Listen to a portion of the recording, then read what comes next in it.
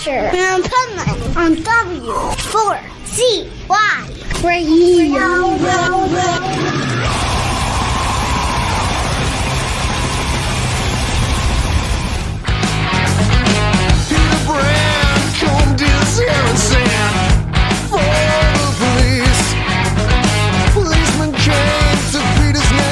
This is the Pipe Man here on the Adventures Pipe Man W4CY Radio, and I'm very excited. Why?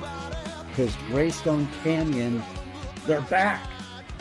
They're back, and I really dig what we're going to talk about. There's a couple new songs I really dig, but let's bring on Darren onto the show. How are you? Thanks very much for having me. I'm very well.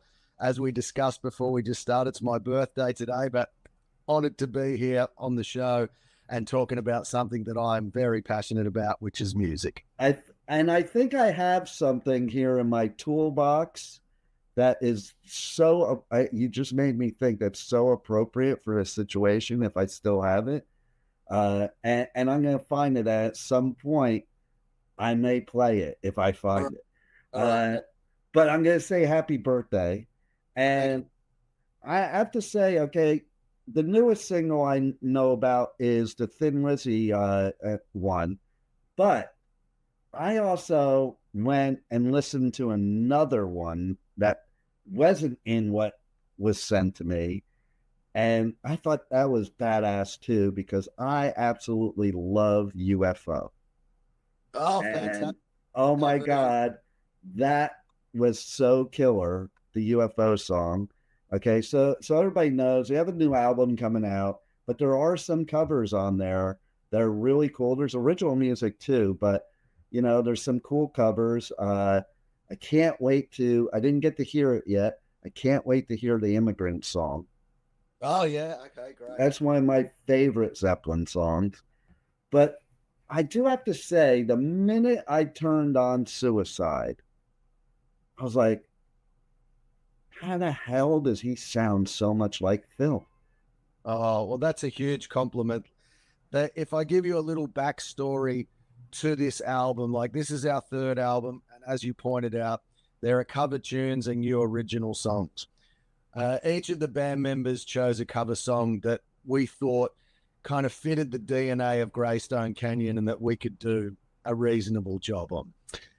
The other reason that we did covers and originals is we wanted to try recording this album live. So all in the one room, no click tracks, no studio trickery, just looking at one another, amps cranked up, real drums.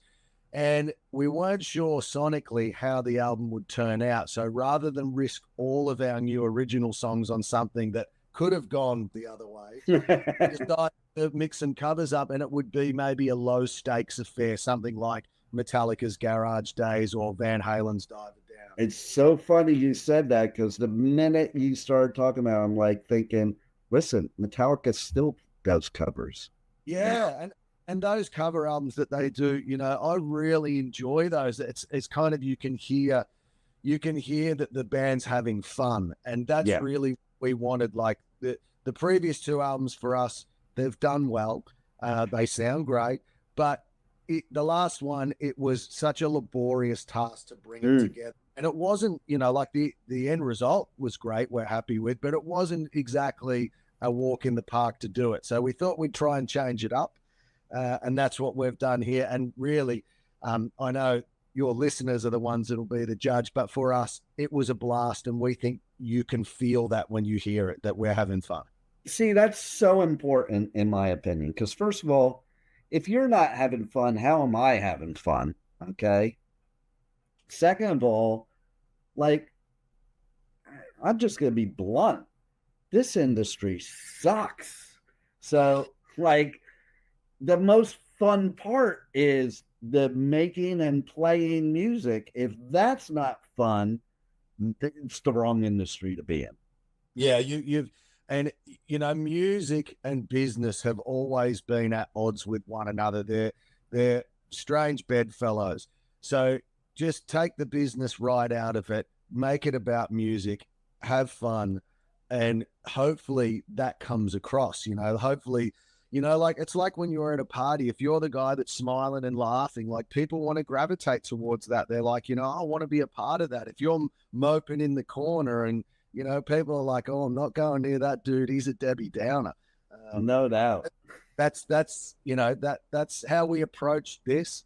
And you know, I think even sonically, it's turned out great. What we may not have in perfection and precision, we've made up within passion and attitude. So, like, you know, like that's so important.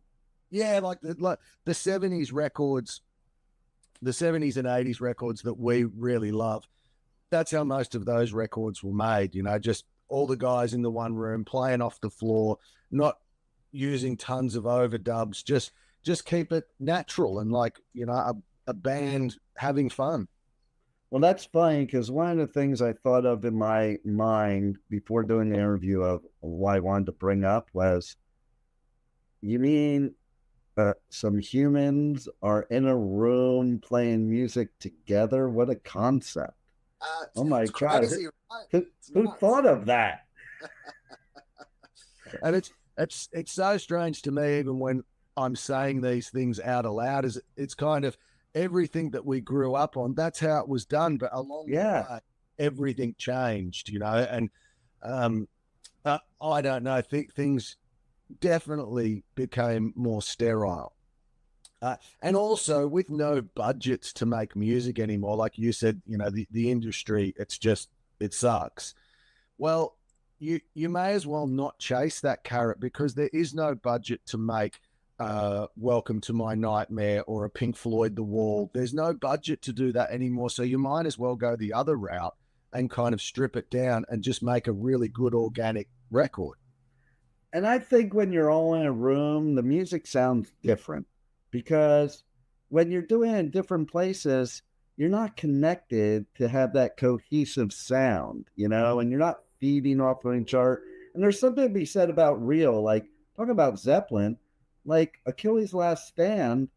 Everybody thinks that was just a great Robert Plant screaming voice when really he was screaming agony and pain from the car accident, you know? But it turns out to be like one of the best screams ever. Yeah, what a fantastic song. And I mean, right? I don't know if you or your listeners are, you know, speaking of Zeppelin and the way they made records, there's Rick Beato, who is just an endless knowledge of music production theory, et cetera, et cetera. You know, he got all the bottom tracks, and like you can't quantize those drums. If you start putting that kind of music to a click, it takes the human feel out. It takes the whole vibe and journey of these songs away. And nowadays people are making records and, you know, the drums aren't done on the same day as the guitar, or, you know, everyone's done their own parts in a home studio somewhere else. They're not even closely. And how are you getting into it? Like as a musician, like if you're playing by yourself, how are you getting into it? Like, yes, it's still fun to play, but there's something to be said. It's no different than if I listen to a song and they cut everything out except one instrument or just the vocals. It's not the same. Yeah. It's definitely, we're in a time now where everybody's got home recording equipment, and even the big studios, everybody's just doing everything digital and editing it, but we're not really seeing, you know, the results that are coming out.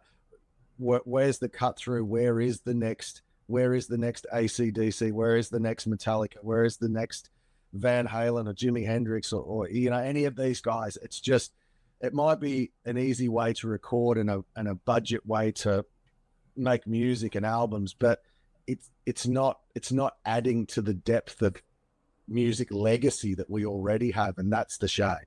Yeah, totally. And you know, there's something to be said about the realness and the rawness of not overproducing everything, and that mistakes happen. Like nobody's perfect. And, you know, you mentioned Van Halen.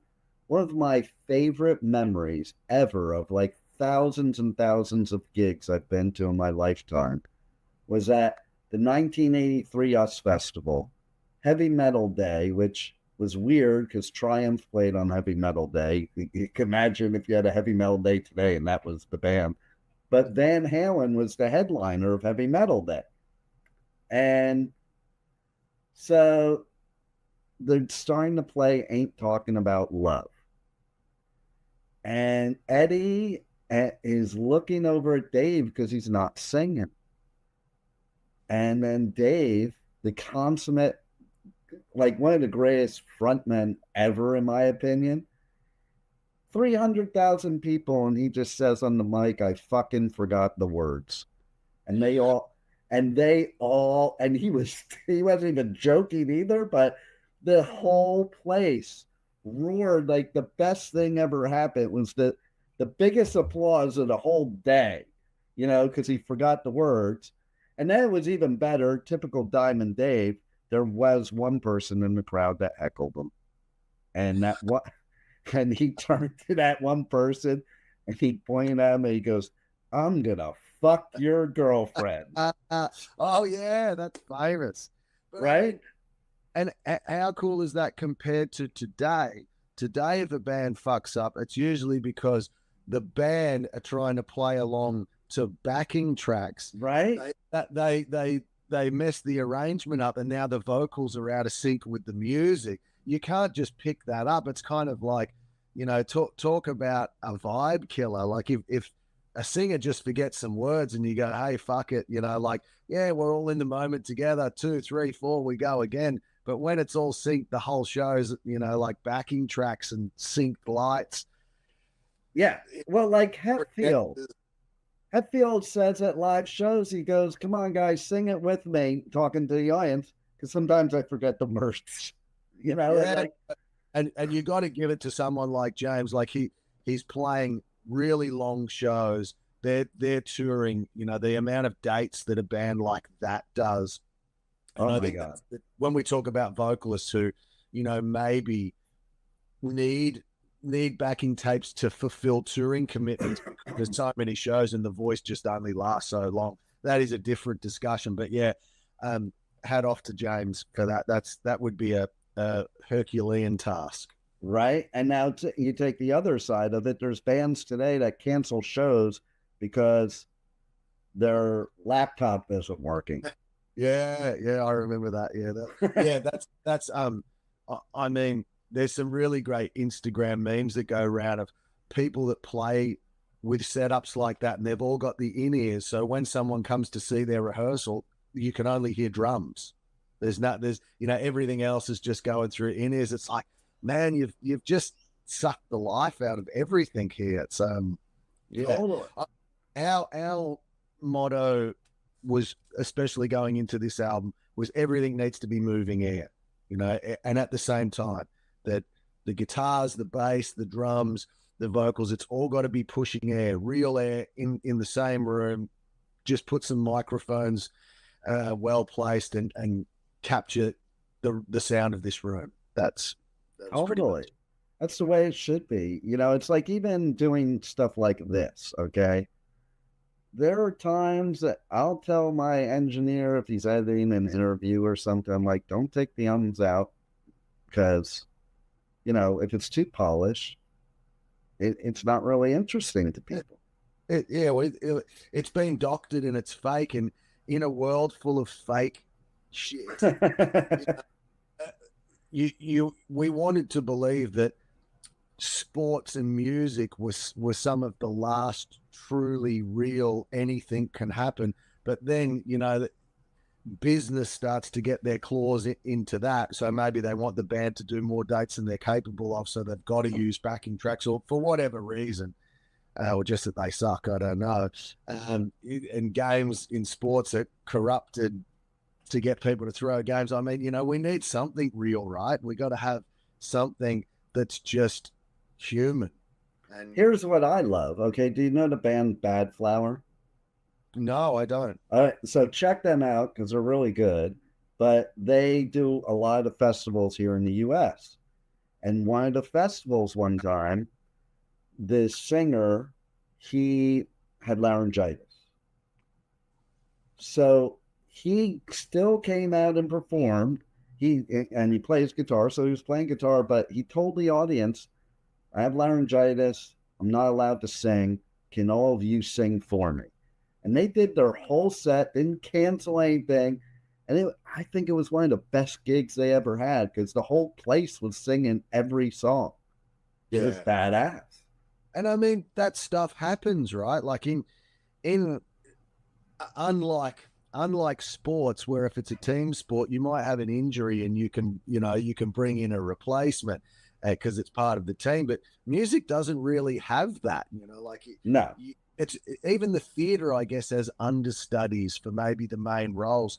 But, in music, because you're paying not just to hear the performance, always you'd see a tribute band, you're paying to see the person. Yeah.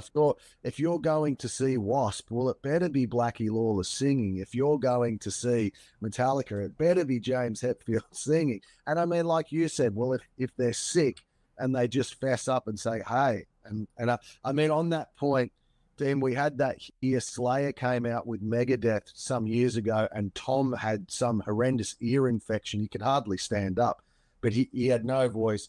They played, he didn't sing. Guys from the support bands jumped up and all did a song each. Some people from the audience got up and sung. Nice. And the band would have been like, well, we got through it. It's hardly going to be their crowning achievement, but the show goes on, right? That's what they say. Yeah, the only bad situation would be is like, say, if Mustaine lost his voice and they put Hetfield in to sing for him. He might not be too happy about that. Hey, that'll get plenty of coverage. That will. Right? He's getting enough coverage out of putting Ride the Lightning on the new album. Oh, I can't wait to hear what that sounds like, because I mean, I was at Metallica's first show ever, so I actually met Mustaine in Metallica. And I love Mustaine, and I love Metallica too, but I love Mustaine, and like he did partially write that song, so I'm looking forward to hearing it.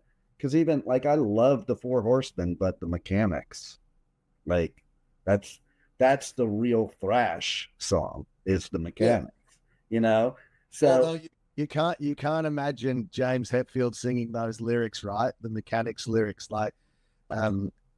Mustaine always had that in like loved you to death. He touched on those wake up dead, like the relationship type stuff. And Metallica in those early albums, they wouldn't touch that with a yardstick. No, I'm a Mustaine guy too. Dean, I used to work for Roadrunner Records in Australia, and prior to that, Sanctuary Records in the UK. So I got to work with Dave on a few albums just as a marketing guy. What a hard worker. What a person. It's so weird because the whole thing that if there's like a spirit or something, you get chills. I just got chills because about Michelle Kerr, right?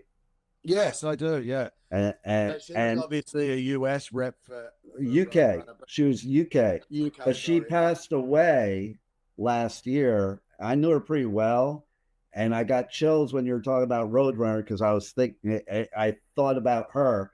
It was funny because I that's one of the festivals I do media coverage for, Bloodstock in the UK, which she was the PR person for that, and so Machine Head was playing, and he did this like whole tribute to her, like on stage at the festival. It was the most badass thing. I walked up to him like a month later at another festival in the US, and I was just like, what was it? Louder Than Life, I think. And I just walked up to him and I was like, hey, I just wanted to say that was a pretty badass thing he did, dedicating to Michelle, and shook his hand and walked away because it was so cool, So it's so funny. It's like Roadrunner Records is everywhere. Yeah, like I mean, weren't they just they were really the brand for metal music, and they were maybe the bigger of the independents. If you were on Roadrunner, when they come out with Merciful Fate, Annihilator, and then that whole first wave of death metal, I think the early Obituary Records, were Roadrunner, and then the whole 90s thing with Fear Factory, Machine Head, Sepultura, yada, yada, yada. Slipknot. Yeah, oh, well, that's another story. I only met Michelle the once when she came out for Soundwave out here in Australia, and I was still working for Roadrunner, and she was out here looking after Machine Head. Yeah, you know, it was funny. You'll love this. He was saying that she was this is his exact words, a badass bitch. And she could drink any guy under the table. He said there were a few times I'm like, no, Michelle, I got to tap out. I'm done.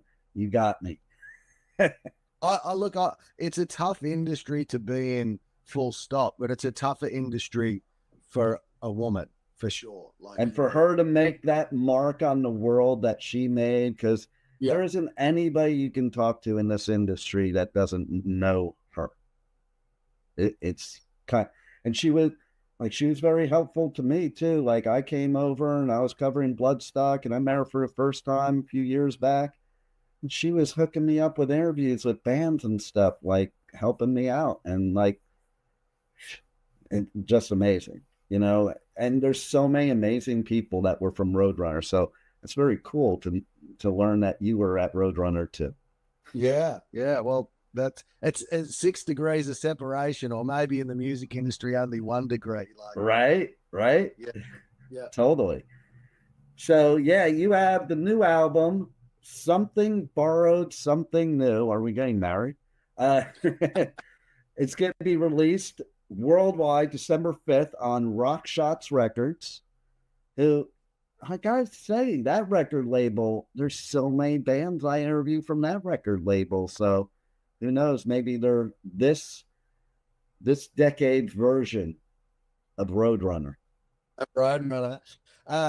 Roberta, who runs Rockshots, you know, he's I think the Roadrunner business model is something he looks up to, like, from its heyday anyway. And something that Roberto always says that's very different to a lot of other labels is he's not interested in signing a band that's been around for 25 years on other labels. It's an easy sell. He wants to find new bands. So, and he's, you know, I think his label only started maybe 8 years ago, and our new album's going to be the 236th release or something like that. I only know that because of the catalog number. CD 236. But I mean, so that's how many albums he's been putting out, and he's just passionate about the music. You know, it's not about, oh, this band's already sold this many on this label, or this band's got 100,000 followers on their Facebook page. He's just looking for music, and that's pretty refreshing in this day and age. Oh, I love that, because I was managing an artist a while back, and I had a connection with Sony Records, and their first question wasn't, you know, send me the music. It was, how many Instagram followers does she have? Yeah, they didn't even know what she sounded like yet. Yeah, like, that's so ridiculous to me. Yeah, I'm sorry, but I mean that is the business side over the music side, because they're just looking for an easy sell. If you know an artist already has cultivated 100,000 fans or 50,000 fans, whatever the case may be, exactly, there's an audience there for them to sell to. They don't have to go out there and market hard to win over every fan. And really, that's the art side, you know, that's the music side of business, is that creating the art that's going to resonate with people. So, you know, look, Rockshots have been great to us. This is album number 3. Nice. Something borrowed, something new. Like you said, that we thought that fitted well with its part covers, its part originals. The something borrowed. I love it. It's such a brilliant name. And the album cover has a small boy sitting with some big old headphones on in front of a stereo with a stack of vinyl, you know, and that's how I grew up, where you weren't tied to a computer. You were just, you know, in the moment, losing yourself in the music. So we tried to everything about this record, the way we recorded it, the format with the covers and the originals, the artwork, we just tried to tie the whole thing together into this very honest vision of where we're at right now. I love it because, you know, I do see the picture of the cover, which is behind me here. And I remember, like, so I lived in LA during the 80s scene. Okay. Like, I grew up in Jersey and my dad moved me to LA in 1980. What a time to move to LA. So I was like, at the start of it all. Okay. And you mentioned Blackie. Like, I remember so clearly going to a show on Halloween in, I think it was 81 or 82. And it was Wasp, Armored Saint, and this band Headshaker, who they never survived. But like, I'm still close friends with Armored Saint to this day. I used to be good friends with Chris Holmes from Wasp, and we used to go to the mall together.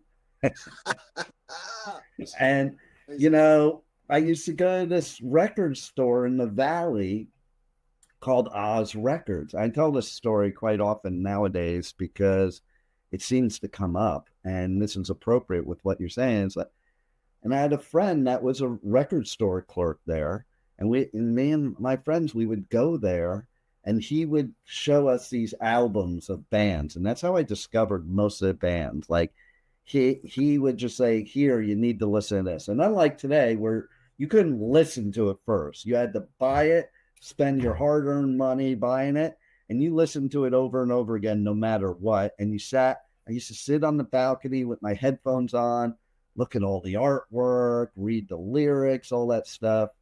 And, you know, it makes a difference. And like that show I was talking about with Wasp, I saw a picture of them in Armored Saint in the magazine and I'm like, oh, gotta go to that show because of the way they looked, you know? Well, that record store clerk also turned out he had a record label.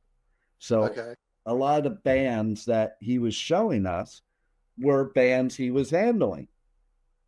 That was Brian Slagle. Oh, Brian. Okay. Yeah. Like several years back, I saw him at some event that we were both doing. I'm like, you know, you were actually pretty brilliant back then. What a brilliant marketing plan. And he's so humble. He's like, he goes, I was just a record store clerk, you know, and that's really what it was. It was just like the scene. I think that's what kids are missing today. Like, we were like this community, and like with the tape trading, you know? Yeah. And I think guys like Brian and Johnny Z from Megaforce, like, they were just guys that were so passionate about music, and there weren't labels, like there weren't outlets or vehicles for that type of music to travel through, and they became those vehicles. You know, they were like, well, if I can't help this band get signed, you know, to Geffen or Polydor or whatever, even Music for Nations, well, I'll start my own boutique label and put stuff out. And, you know, yeah, God bless them. Like, it's amazing. If it weren't for those two people you just mentioned, well, there might not be metal today, and there might not even, and there definitely wouldn't be Metallica today, because it would definitely be a lot different. The metal landscape would be very different without guys such as those two. Yeah, for sure. No doubt. No doubt. So, and I look at Rockshots Records, that's today. You can put Monty Connor into that list as well, because, I mean, the guy that started Roadrunner was a Dutch guy, and it was never intended to be a heavy metal label. They just hired this young guy that was running a radio show, Monty Connor, and he was getting all these demos. He signed Merciful Fate. He signed Deicide. He signed Fear Factory. You know, they're all his signings. Wow. I mean, you know, Roadrunner doesn't even have a metal. It's not like Metal Blade Records. Roadrunner Records could have been a dance label. Could have been anything. Right. It could have been anything. Monty Connor, he was the A&R guy, and he came up with that roster, and then all of a sudden, by default, he's branded it. It's like, well, this is a home of heavy metal. Right? It's wild how it worked out. But now that has all led to today and this new music that you have that everybody has to listen to. Ah, Maybe if it fun. weren't for Roadrunner, we wouldn't be talking today and you wouldn't have a new album right now. That's So right. there you go. And so tell everybody how they can reach out to you guys on socials, on the web, how they can get the new album when it drops, buy merch, all that good stuff. You can follow us on Facebook, Greystone Canyon, on Instagram. The album's available everywhere, whether it's a streaming platform that's your preferred, or you want the physical copies. They're available on Amazon, in the States through MVD. I mean, you only have to Google Greystone Canyon and click shopping, and there'll be whatever your preferred way of purchasing is or listening. You know, it's all out there. We have a current single, which, as you mentioned, Dean, is the cover of Thin Lizzy's Suicide. It's racked up 80,000 views in its first week. Wow. So please go on YouTube and check that out. We have a second single dropping this week, which is an original song called Stealing Our Freedom. And I do believe Dan will be doing a video for Immigrant Song, the Led Zeppelin. Nice. And you know what I love too? Okay, I think this is the difference between metal from our day and metal now. If you ask Tom of Slayer who his influences were, he didn't even know what metal was till Slayer. Okay, like one of the most profound voices in metal. Like he wasn't a metalhead at all, you know. And there's so many that were like that, and we all came from the same thing. Like, okay, we talked about Zeppelin, we talked about UFO, Thin Lizzy, but then you're also doing a cover of a Neil Young song. I mean, that's freaking amazing because I love Neil Young. That was really brought about, it was really brought about by the lyrics of that song. The whole meaning of this album, like I said, the organic way that we approached it, the cover art, the combining covers with original songs to see how they sit side by side, the lyrics to Neil Young's Hey Hey My My Into the Black. So we've done an acoustic version of that, and it's darker. It's Nice. but you know, that was a lot of fun to do, and there is an animated video coming out for that one. So yeah, watch out for that. It is it's an interesting listen for sure, the new album. So I hope people could check it out and you know, enjoy our reinterpretations of these covers and some new Greystone Canyon original songs. Well, and I like the way you put it, the reinterpretation, because I think that, like, even with Metallica, there's so many covers that they do that nobody knows is a cover because they make it their own. And a lot of bands, but it's like, I always laugh because people always come to me and tell me that Nine Inch Nails covered this song by Johnny Cash called Hurt. Yeah, it's the other way around. Yeah, exactly. But that says so much, though, because it says that, you know, Johnny made his own interpretation to where you would think it's an original. You would think it's a Johnny Cash song. When he does it, it doesn't sound like a Nine Inch Nails song. No, absolutely. That was such a clever move, and I think that was Rick Rubin's doing. Yeah, that is a great example, and I mean, you know, that could be said about maybe Marilyn Manson's version of Sweet Dreams. That's it. You know, they took a pop song that was played on the radio and turned it into this really dark industrial, you know, kind of chaotic, morbid song. I would say that covers that we have done, they've remained faithful for the most part. We didn't want to change them too much, and the Neil Young one is probably the one that's, well, it's definitely the one that's the most different to the original. Well, and like I said, you did sound, you know, just like Phil. So I mean, and that brought me right in, right there, because that's the other tough thing when you're doing covers is, you know, it's tough to try to sound like them and do it better because they're the original, or to even do it the same. So I have mad respect for bands like yours that can take a song like that and you still have the familiarity of the song itself. Yeah. The people that played it. Thank you very much. I think most of the time with the vocal, you know, especially when you're doing different covers, it's pointless to try and impersonate people, but you need to put yourself into it, and it needs to sit well, and it needs to sound genuine. And I think you can get those two things, you know, like pretty much on point, the song will come across. And you know, we keep referencing Metallica doing covers. Look at all the different bands from Nick Cave to how about the Beatles? Yeah, like the whole beginning of the Beatles was covers, pretty much. Sure. And people think that was their songs. There's so many Beatles songs that people think it was their song. I mean, cover or original, the publishing matters, but I mean, to the listener, it doesn't really matter as long as it's still a good song. Yeah. You know, if you take someone else's song, I'm not saying you taking it and making it better, but if a good song's a good song, and if you do it justice, it'll still be a good song. There it is. You know, there's a million variables to that, but I think in a nutshell, there it is. So I guess one of my final questions is how do you keep doing this? Like, I always wonder that with artists, like after you've been doing it for so long, like how do you keep coming up with new material and original music? It's like, I think about that and I'm just in awe of artists that can do that. It's just total inspiration, you know, and inspiration is all around us all the time.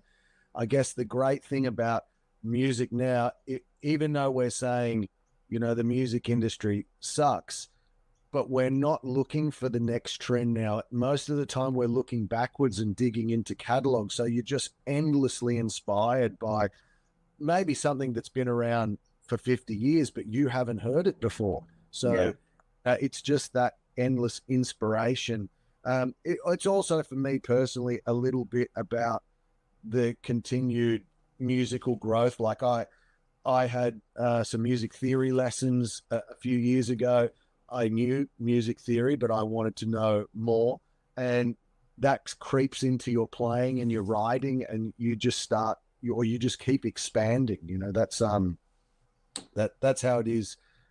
That's how it is for me. It doesn't mean everything you write's going to be better than the last, but you know, it's like cooking. You might keep reinventing your dish, but your wife might say, "Hey, this is not as good as last night's dish," but it doesn't mean you don't stop trying. You just keep right.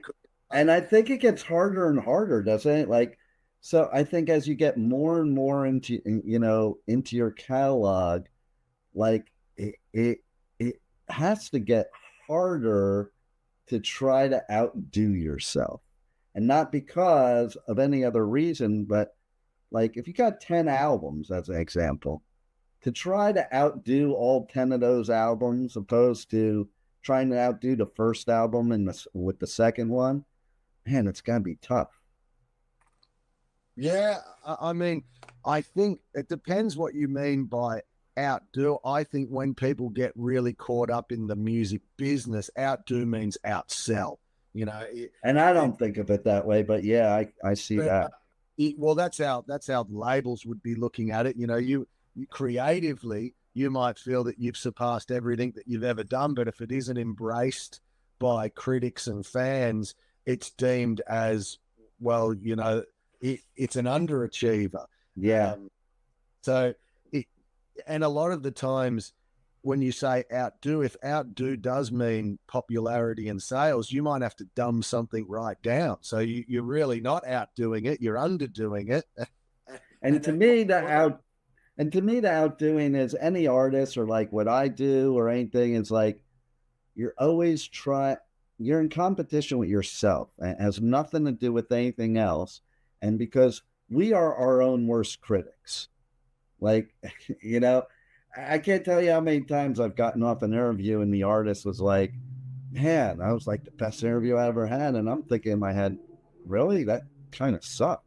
I kind of sucked. You know? But we're doing this out of a passion, right? Yeah. Like, and I think that's where you can separate yourself from that trying to outdo anything, because if you're passionate about it, the paths that you're going down chasing that passion might change, and you can't compare the two. It's just it's another interview or another song, and if we've enjoyed it, fantastic. It's a Yeah. good day. No doubt. And yeah, as you get more experience at the craft, get better at the craft, I think as an artist, you do go down different paths. Like, you're not going to write the same stuff you did when you were 15, because you have No. different experiences and outlooks and perceptions and all that. But again, we're going back to that, maybe the industry sucks, but I keep using that as a juxtaposition for a positive, is whilst all of these little independent labels like the one I'm with are getting our music out to people, they're not controlling us. I love it. You can put out anything you want. That no one's saying the song's got to be 3 minutes, the song's got to be 110 BPM, the song's can't have an intro that goes longer than 50. You can do whatever. Like, so if we choose to try and write, one song that's maybe a bit instant and a bit of a toe tapper, could be an instant hit or favorite song, or you want to write a 12-minute epic or a whole album of 12-minute epics. No one's telling you can't. I love that. It's controlled. If someone's pouring loads of money, i.e. the label, into a producer to make this record, well, they're going to want to oversee it. That may be difficult for a creative person. I wouldn't know about that, because we're an independent band. We can just do whatever we want. Well, I remember in the 80s on the Sunset Strip sitting backstage with some of those bands and watching the record labels telling them how their music had to be from now on, how they had to dress from now on. And I was like, this is bullshit. I actually left the whole scene because of that, because I was like, I don't want any part of this. So I love hearing about today artists like you and talking about having the freedom, because my whole viewpoint is, let the business people do their business stuff and let the artists do the creative stuff. Absolutely. And look, I'll be honest, in our league, the stakes are fairly low. Like, I mean, if on this album we sell a few thousand copies and the videos get 500,000 views or something, that's a big win for us. But in the grand scheme of things, it's small, but it's important to us to create the best music we can, and their role in it, i.e. the labels, is to get it to as many people as they can. And if we both do our job, it's a win. We don't have to be on top of the world or on top of the mountain. We're just here doing what we love, and it's working. That's the key right there, because at the end of the day, that is the true key to life, is just being happy and passionate about what you do. Because if you spend your whole life hating your job or what you do, what good is it? What good is the money? What good is the success? It's a wasted life. It's, there's no read through on this thing. We're just here on the journey, and you better make every moment count. I was fortunate enough, I'll give you a little story. I was fortunate enough to play guitar on the last Paul Di'Anno tour, who, as you know, is I'm total Team Di'Anno. Killers is one of my favorite albums ever. So I got to do the last Australian tour with Paul Di'Anno. We're playing Killers and Iron Maiden self-titled in its entirety. Man, ever since he was out of Iron Maiden, which is like 1981, he never really made any money, but he never stopped being passionate about music. And he's passed away now, God rest his soul. But it just goes to show, even decades since he'd had the success, going out and playing club shows to people singing along to Running Free and Phantom of the Opera and Rothschild, and he had the biggest grin on his face, and he was in a wheelchair and, you know, in considerable pain most of the time, but his spirit for doing it was just it wasn't I love it at all. I love it. And it's like Ozzy too. Like I knew Ozzy was going to go out after that because like I said for years when Sharon was talking about him retiring, and I'm like, if he stops performing live, he will die because he lives for that. Like he just lived for it. And all you had to do is see the look on his face at that Back to the Beginning. And he went out on his own terms for sure, because that was like probably one of the best times of his life that night. That is so amazing it got to happen too, because I mean, imagine if that had been a couple of weeks later, it wouldn't have happened. I think he purposely stayed alive. He was like, screw you, I'm not going till I do this show. I believe that too. And, you know, watching the footage of him desperately trying to get up out of that chair because oh my god, that was getting to me right there, because I've seen Ozzy every year since 1980. I saw Ozzy with Randy Rhoads, and like I was there. There was this festival called Moonstock several years back, like right before the pandemic, where we had that total eclipse throughout the whole world. It was like one of the biggest ones, and it was at the epicenter of it. And he was performing Bark at the Moon during the solar eclipse.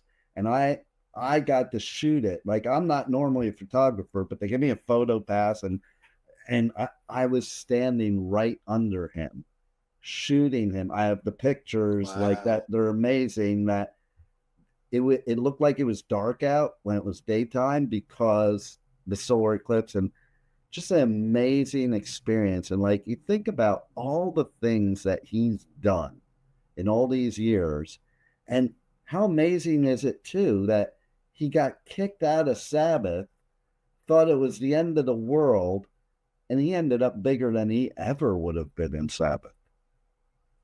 It's such a triumph on so many levels. Like Sharon and Ozzy as a team, you know, against the odds. That first lineup that he had in those first two records, like how special they were in not only for his career, but the evolution of hard rock and heavy metal and just guitar. And then that every guitarist that they managed to find was just this, like, it's like, how can you know, you think, oh, there's only one Eddie Van Halen.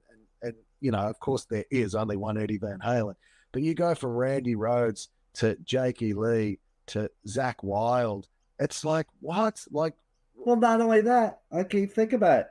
In one year, I saw Ozzy play with Randy Rhoads, and then he had for a short stint filling in Pat Travers after Randy Rhoads, and then Brad Gillis.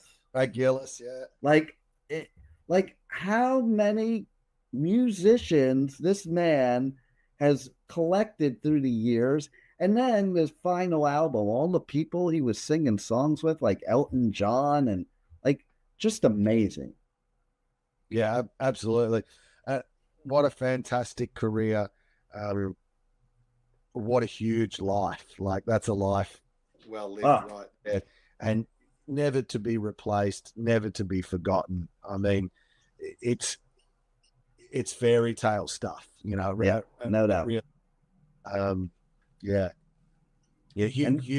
Huge influence and huge part of my life too. Like, amazing.